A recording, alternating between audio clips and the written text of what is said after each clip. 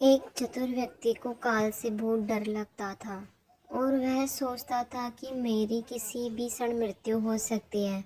वह क्या करे। एक दिन उसे चतुराई सूझी और काल को ही अपना मित्र बना लिया।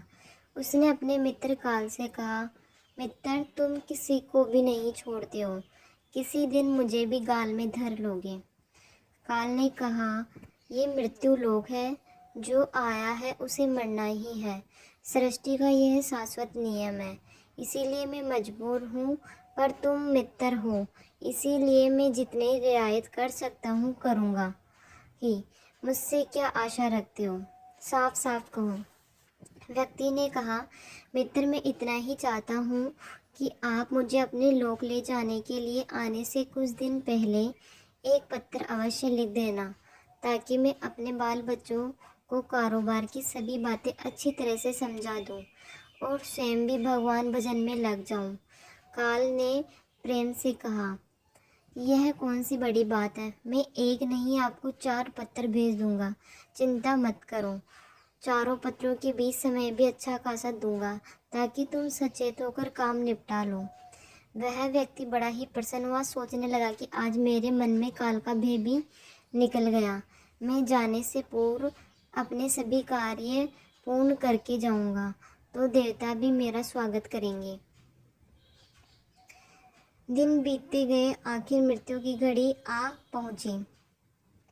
काल अपने दूतों सहित उसके समीप आकर बोला, मित्र, अब समय पूरा हुआ, मेरे साथ चलिए।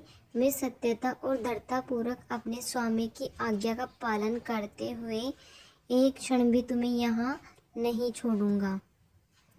उस व्यक्ति के माथे पर बल पड़ गए, भ्रुकुटी तन गई और कहने लगा, धिक्कार है तुम्हारे जैसे मित्रों पर, मेरे साथ विश्वासघात करते हो, तुम्हें लज्जा नहीं आती। तुमने मुझे वचन दिया था कि आने से पहले पत्र लिखूंगा, परंतु तुम तो बिना किसी सूचना के अचानक दूतों सहित मेरे ऊपर चढ़ाए। मित्रता तो दूर रही, तुमने अपने वचनों को भी नहीं निभाया। काल हंसा और बोला, मित्र, इतना झूठ तो न बोलो, मैंने आपको एक नहीं 4 पत्र भेजे, आपने एक भी उत्तर नहीं दिया। उस व्यक्ति ने चौंक कर पूछा, कौन से पत्र, कोई प्रमाण है? मुझे पत्र प्राप्त होने की कोई डाक रसीद आपके पास है तो दिखाओ।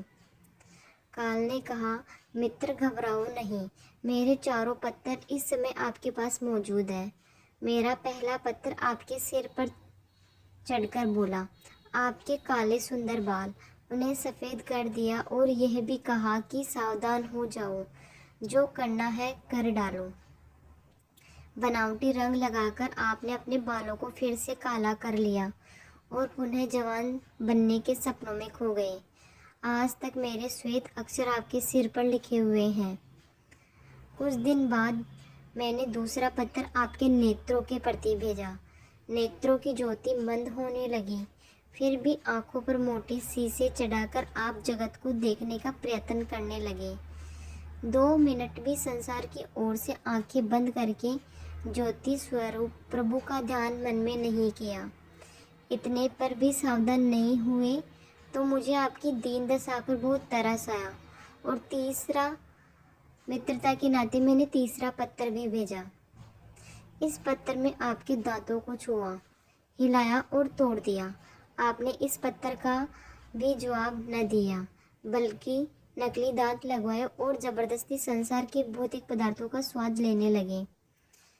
मुझे बहुत दुख हुआ कि मैं सदा इसके भले की सोचता हूँ और ये हर बार एक नया बनावटी रास्ता अपनाने को तैयार रहता है। अपने अंतिम पत्र के रूप में मैंने रोग, क्लेश और पीड़ाओं को भेजा, परंतु आपने अहंकार वश सब अनसुना कर दिया। वह व्यक्ति काल के भेजे हुए इन पत्रों को सुनकर फूट फूट कर रोने लगा और अपने विपरीत कर्मों पर पश्चाताप करने लगा। उसने स्वीकार किया कि मैंने गफलत में शुभ चेतावनी भरे इन पत्रों को नहीं पढ़ा। मैं सदा यही सोचता रहा कि कल से भगवान का भजन करूँगा, अपनी कमाई अच्छे शुभ कार्यों में लगाऊंगा, पर वह कल आया ही नहीं। काल ने कहा, आज तक तुमने जो कुछ भी किया, राग रंग, स्वार्थ और भोगों के लिए, जानबूझकर ईश्वरीय नियमों को तोड़कर तुमने कर्म किए। उस व्यक्ति को जब कोई मार्ग दिखाई नहीं दिया तो उसने काल को करोड़ों की संपत्ति का लोभ दिखाया। काल ने हंसकर कहा, मित्र, ये मेरे लिए धूल से अधिक कुछ भी नहीं है। धन, दौलत, शोहरत, सत्ता, ये सब लोभ संसारी लोगों को वश में कर सकता है, मुझे नहीं। काल ने उत्तर दिया, यदि तुम मुझे लुभाना ही चाहते थे तो सच्चाई और शुभ कर्मों का धन संग्रह करते। यह ऐसा धन है जिसके आगे मैं विवश हो सकता था, अपने निर्णय पर पुनर्विचार को बाध्य हो सकता था, पर तुम्हारे पास तो यह धन दहले भर का भी नहीं है। तुम्हारे ये सारे रुपए, पैसे, जमीन जायदाद, तिजोरी में जमा धन संपत्ति सब यहीं छूट जाएगा। मेरे साथ तुम भी उसी प्रकार निवस्त्र जाओगे जैसे कोई भिखारी की आत्मा जाती है। काल ने जब मनुष्य की एक भी बात नहीं सुनी